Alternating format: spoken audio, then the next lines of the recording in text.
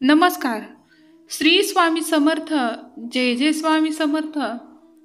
स्वामींच्या प्रिय भक्तांनो, आजचा दिवस तुमच्यासाठी भाग्यवान आहे आणि तुम्हीही भाग्यवान ठरणार आहात. या धावपळीच्या जीवनामध्ये तुम्ही आज देवासाठी 2 मिनिटे देत आहात, म्हणजे तुमचे देवावर खरे प्रेम आणि खरी श्रद्धा आहे ते सिद्ध होत आहे. तुम्ही हा संदेश उघडला आहे कारण स्वामींचे आशीर्वाद तुमच्यावर भरभरून आहेत. देव म्हणतो, मी तुमच्यासाठी आनंदाची बातमी घेऊन तुमच्या दारी आलो आहे. तुमचा परिवार आता आनंदित होईल आणि तुमच्या कुटुंबाला आनंद आणि आरोग्य देण्यासाठी मी तुमच्या समोर आज आलो आहे. मी तुमच्यावरती आशीर्वादाचा वर्षाव करू इच्छितो, कारण आजचा दिवस हा 100 वर्षातून आलेला योग आहे. कारण तुझी सेवा आणि माझ्यावरती असणारे प्रेम हा दिवस घेऊन आला आहे. बाळा, दुर्लक्ष करून पुढे जाऊ नकोस. देवाची आज्ञा स्वीकार असेल तर ऐकून पहा. तुझ्या सेवेने मी खूप आनंद झालो आहे. माझे मन प्रसन्न झाले आहे. मी तुझ्यावर खूप प्रेम करतो. बाळा, विश्वास असेल तर होय स्वामी आई, माझा तुझ्यावर पूर्ण विश्वास आहे अशी कमेंट कर. माझी गोष्ट लक्षात ठेव. तू फक्त सत्कर्म करत राहा. तुझ्या प्रत्येक गोष्टीवर माझे लक्ष आहे. तेव्हा आशीर्वादाचे ताट घेऊन तुझ्यासमोर माझे देवदूत तुला आनंदाची बातमी देण्यासाठी पाठोपाठ मागे येतील. जर का तुमचा प्रत्येक गोष्टीवर विश्वास आणि स्वामींच्या विश्वासावर पूर्ण विश्वास असेल तर ही योजना तुमच्यासाठी आनंदाची आणि चमत्कारिक ठरेल. बाळा, कित्येक दिवसापासून तू माझ्याकडे भरभरून प्रार्थना करत आहेस. प्रेम, पैसा, चांगले आरोग्य आणि रात्रीला शांत झोप यासाठी तू तळमळत आहेस. तुझ्या प्रत्येक प्रार्थनेचे आता तुला फळ मिळणार आहे. तुमच्या चांगल्या कर्माचे फळ तुम्हाला मिळत आहे. ते स्वीकारण्याची वेळ आजची आहे. तुम्ही माझ्यावर सोपवलेली प्रत्येक गोष्ट मी तुम्हाला दुप्पट आनंद करून देत आहे. तुम्ही माझे पाल्य आहात. मी तुमचे माता पिता आहे.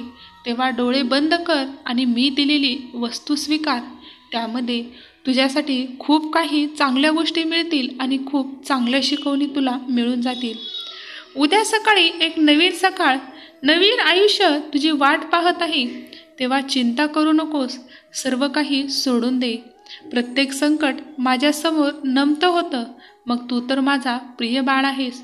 तुझ्या आयुष्यातील सर्व स्वप्न पूर्ण करण्याचा वसा मी घेतले आहे. आता तुला जे काही कमी वाटत आहे किंवा जे अशक्य वाटत आहे ते तुला शक्य होताना दिसेल. आता तुझे गुणगान तेच लोक गातील जे तुझ्या कृत्याबद्दल खंत व्यक्त करत होते आणि जगाला सांगत होते.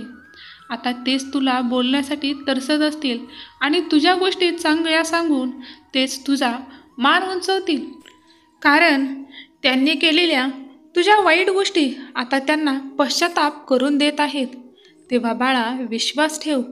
जे काही होत आहे ते स्वीकार कर. कारण हा देव तुझे रक्षण करत आहे. त्यामुळे लोकांवर अवलंबून राहणे सोडून दे. लोकांच्या विचारानुसार तुझे विचार बदलणे सोडून दे. कारण तुझे जीवन हे स्वामींचे जीवन आहे. स्वामींच्या मार्गावर तू चालण्यासाठी तयार आहेस. म्हणूनच हे संदेश तुझ्यासमोर येत आहेत.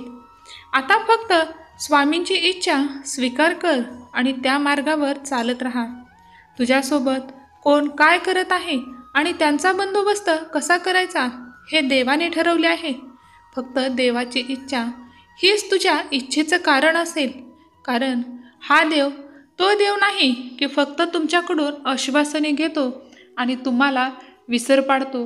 हा देव तो देव आहे जो तुम्हाला दिलेला प्रत्येक शब्द कटाक्षाने पाळतो आणि तुमच्यापर्यंत कुठलेही संकट, कुठलेही दुःख येणार नाही त्याची काळजी पुरेपूर घेतो. आणि कुठल्याही संकटांना तुमच्यासमोर यायचेच असेल तर त्यांना सर्वात पहिले माझी परवानगी घ्यावी लागेल. जशी युद्धाच्या वेळी अर्जुनाला श्रीकृष्णाची साथ होती, तशीच आता तुला माझी साथ आहे आणि हे युद्ध आपणच जिंकू शकतो हे लक्षात ठेव. कारण आनंदात तुझे कार्य पार पडेल आणि तुझ्यासोबत असणारी सर्व वाईट लोक मी त्यांना शिक्षा देऊन तुझ्यापासून दूर करत आहे. बाळा, तू माझा प्रिय भक्त आहेस हे सर्वांना माहीत आहे. त्यामुळे तू चिंता करणे बंद कर.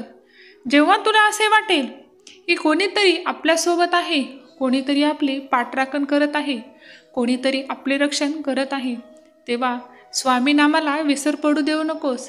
कारण भिवू नकोस, मी तुझ्या पाठीशी आहे. हा शब्द ऐकवणारा एकच देव, तो म्हणजे फक्त स्वामी समर्थ आई. समोरचा व्यक्ती तुझ्याबद्दल वाईट षडयंत्र रचत आहे, तो तुला खाली पाडताना पाहू इच्छित आहे. तेव्हा तू कुणालाही न सांगता मनात आनंदी हो, कारण त्याची सर्व षडयंत्र मी खंडित करत आहे. तुझ्या शत्रूशी तुझ्यावर काहीही परिणाम होणार नाही, कारण मी तुझ्यासोबत आहे आणि माझ्यासाठी अशक्य असे काहीच नाही. जिथे मी आहे तिथे दुष्ट लोकांचे काहीच चालत नाही. मी सर्व काही पाहतो आणि माझ्याकडे सर्व लोकांचे औषध आहे.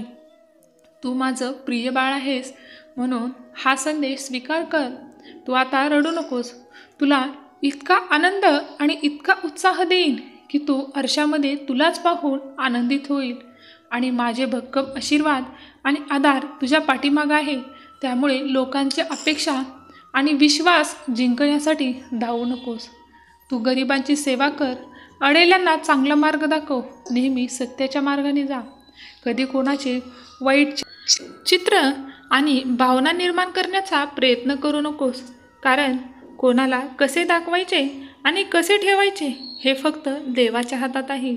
तू फक्त देवाने दिलेल्या आज्ञेनुसार चालू शकतोस, परंतु इतरांवरती आज्ञेचा तो बंदोबस्त करू शकत नाहीस. प्रत्येकजण स्वतःच्या मनाचा मालक आहे. फक्त आता स्वतःने ठरवायचं की आपण कसे वागायचे आणि कुठल्या आधारावर जीवन जगायचे.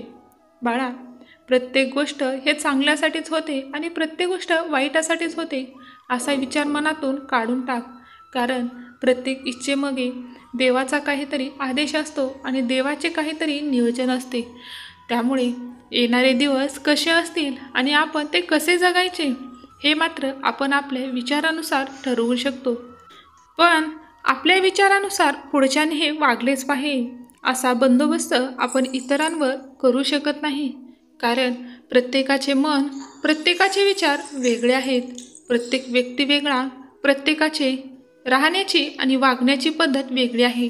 त्यामुळे जगाला बदलण्याच्या प्रयत्नात आपण पडणं हे आपलं चुकीचं आहे. कारण आपण स्वतःला ज्या दिवशी बदलाल त्या दिवशी जग तुम्हाला नक्कीच बदललेले दिसेल.